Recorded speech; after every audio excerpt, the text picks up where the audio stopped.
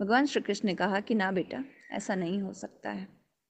सृष्टि नियंता ने निश्चित ही परमात्मा ने बनाई, प्रकृति उसकी संरक्षिका है, पोषिका है, प्रदत्त करती है, जन्म देती है।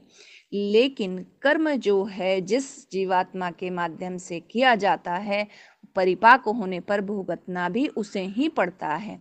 कर्म तो तूने जैसे किए वो तुझे ही भुगतने पड़ेंगे। हाँ, सहयोग और सराहना के लिए मैं उपस्थित हूँ, मैं तेरी सेवा करूँगा।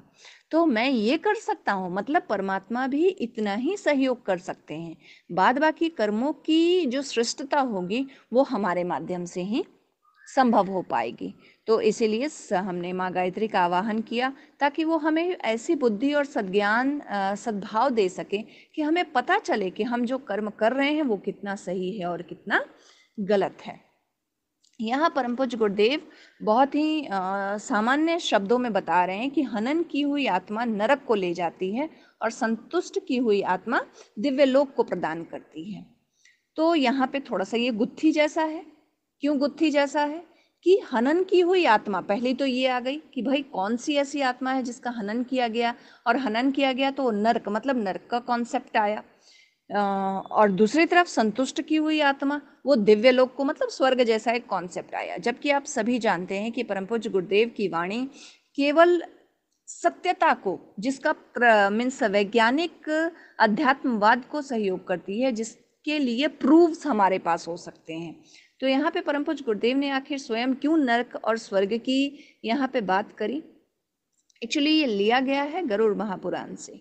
लेकिन यहाँ पे हनन की हुई आत्मा, मतलब अतृप्त आत्मा जो सिंपली होंगी, अतृप्त, जिनको शरीर छोड़कर जाते समय ऐसा फील हो रहा हो कि मेरा ये काम शेष रह गया, मैंने बेटे के लिए ये नहीं करा, पोते के लिए वो नहीं करा, इसके साथ और थोड़ा रुक जाते, चलो बेटे का शादी कर दिया तो पोते का कर लेते, पोते का कर लेते तो पर पोते को देख लेते, लाइक दैट।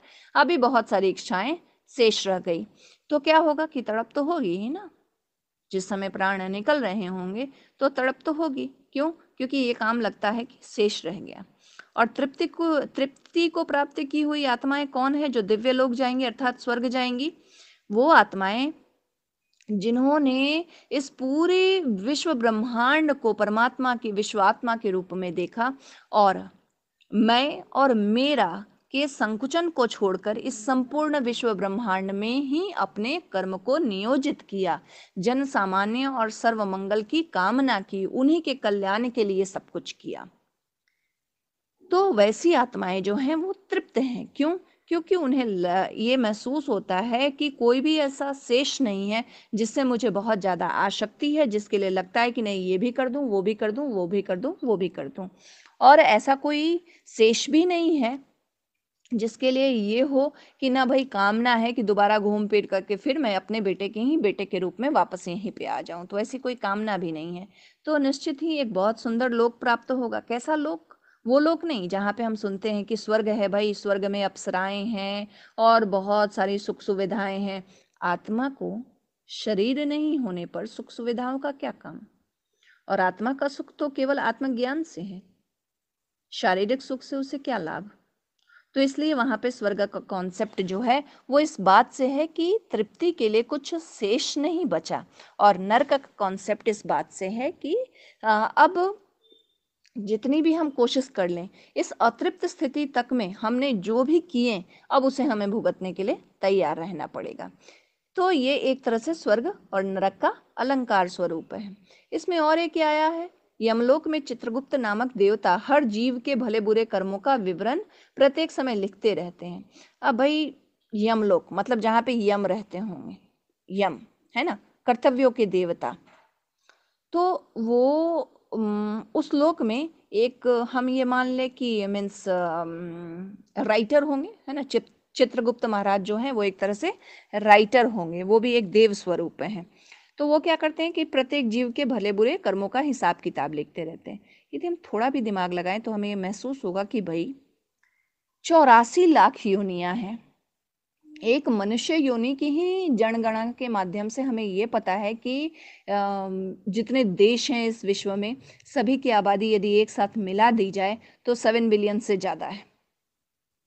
तो एक ही योनि की इतनी आबादी, मतलब इतने लोग, उन सब का हिसाब, और उसके हिसाब से 84 लाख योनियां मीन्स मल्टीप्लाई इंटू 84। तो ये कैसे चित्रगुप्त महाराज होंगे जो कभी थकते ही नहीं होंगे, और वो भी प्रत्येक कर्म का, सुबह जो किया 5 मिनट बाद जो किया, उसके 5 मिनट बाद जो किया, उसके 5 मिनट बाद जो किया। ये भी एक तरह से यहाँ पे परम पूज्य गुरुदेव हमें यही समझा रहे हैं कि ये एक अलंकार है जो चित्रगुप्त के रूप में यहाँ पे दिखाया जा रहा है। जब प्राणी मरकर यमलोक में जाता है तो वह लेखा पेश करता है। तो कौन पेश करेंगे? चित्रगुप्त पेश करेंगे, ठीक है। प्राणी कौन? जिसमें प्राण है। प्राणी मर गया तो इसका मतलब तो अब प्राण नहीं है। तो मरा कौन? वो तो शरीर मरा, प्राण थोड़ी मर रही है, आत्मा थोड़ी मर रही है, वो कहीं और थोड़ी जा रही है। उसने तो एक ड्रेस छोड़ा, मतलब एक शरीर छोड़ा, एक काम के लिए पहना था वो शरीर छोड़ा, और बस दूसरा शरीर धारण किया। क्यों? क्योंकि अब दूसरे शरीर से दूसरा काम करना है एक निश्चित समय के बाद। तो अब यहाँ पे ये भी चीज़ हमें समझने की आवश्यकता है कि यहाँ पे इस चीज़ का अलंकार यूज़ किया गया है। अलंकारिक भाषा में चीज़ों को सरल करके हमारे सामने प्रस्तुत किया गया है कि हम किसी भी स्तर के बुद्धि के क्यों ना हो, निश्चित ही इन अलंकारों के माध्यम से हम समझ पाएंगे। और उसी के आधार पर शुभ कर्मों के लिए स्वर्ग और दुष्कर्मों के लिए नरक, मतलब दो अलग अलग और लोक हैं। ये हम भारत में रहते हैं, कोई अमेरिका में रहते हैं, कोई सिंगापुर में रहते हैं, कोई ऑस्ट्रेलिया में रहते हैं, इस सबको छोड़ के और भी लोक है ना। उसके बाद 3 लोकों की चर्चा होती है। उन 3 लोकों को छोड़ के भी ये एक स्वर्ग लोक अलग है और एक नरक लोक अलग है। ये भी यहाँ पे अलंकार है। अरे भाई, कितने लोग हैं, कितने लोगों की, मतलब लोगों की हम चर्चा करें, कहाँ कहाँ घुसे और कहाँ कहाँ जाएं। स्वर्ग क्या? जहाँ पे मतलब वैसा परिवेश जिस समय हम बहुत ज़्यादा आनंदित महसूस करें, अपने आप को संतुष्ट महसूस करें, वो लोक हो गया हमारा, मतलब वो समय हमारा हो गया स्वर्ग लोक। और वो समय जिस समय हम बिल्कुल चिंता, परेशानी और बहुत ही सारी दुख तकलीफों में झेल रहे हैं, लाइक दैट, वो क्या हो गया? नरक लोक। आप किसी बहुत वृद्ध जो हैं, आप उनसे पूछ कर देखिए, शरीर कष्टों से दबा पड़ा है, शायद पारिवारिक उपेक्षाओं के भी वो शिकार हो रहे हैं। हर पल अपने आप का अंतिम क्षण समझ करके वो किसी तरह से जिंदगी काट रहे हैं। हर रात जब सोते हैं तो यही अनुभव करते हैं, मतलब मैं ये परमात्मा से प्रार्थना करते हैं कि काश कल सुबह इस शरीर की ना हो, लेकिन फिर भी सुबह हो जाए। तो आप सोच सकते हैं कि वो नरकीय स्थिति हो सकती है कि जीवन तो है लेकिन जीवन के लिए कोई उद्देश्य शेष नहीं रह गया, तो इसलिए जीने की इच्छा ही नहीं है। वो है नर्क। और स्वर्ग कैसा? जब हम सभी के लिए, मतलब हम किसी के लिए कुछ करें और सामने वाले के चेहरे पे मुस्कुराहट और खुशी हो, उन्हें कुछ रिलीफ हो सके, जैसे हम कभी सद्भावना ही व्यक्त करें तो सामने वाले को यदि कोई रिलीफ हो सके, तो आप देखिए आप स्वयं को कितना आनंदित महसूस करें। उस समय आनंद में कौन आता? शरीर ना, वो आनंदित होती है हमारी आत्मा। क्यों? क्योंकि आत्मा का तो स्वरूप ही सच्चित आनंद है। तो अपने आनंद स्वरूप में, मूलभूत स्वरूप में आएगी तो निश्चित ही वो उसका स्वर्ग लोक हो गया, मतलब शरीर रहते हम स्वर्ग के दर्शन कर रहे हैं। ठीक है। साधारण दृष्टि से चित्रगुप्त का अस्तित्व काल्पनिक प्रतीत होता है, जो हमने अभी ऊपर चर्चा करी, क्योंकि पृथ्वी पर अरबों तो मनुष्य ही रहते हैं। फिर ऐसा ही तथाकथित 84 लाख योनियां, जिनमें से अनेक तो मनुष्य जाति से अनेक गुनी अधिक है। आप निश्चित, हमने 7 बिलियंस की अभी बात की, केवल मनुष्यों की। आप देख लीजिए, चींटी हैं और पता नहीं कितने कितने जर्म्स, बैक्टीरिया हैं, कितना पता नहीं उनका लाइफ होगा, कितनी उनकी संख्या होगी, हम सोच नहीं सकते।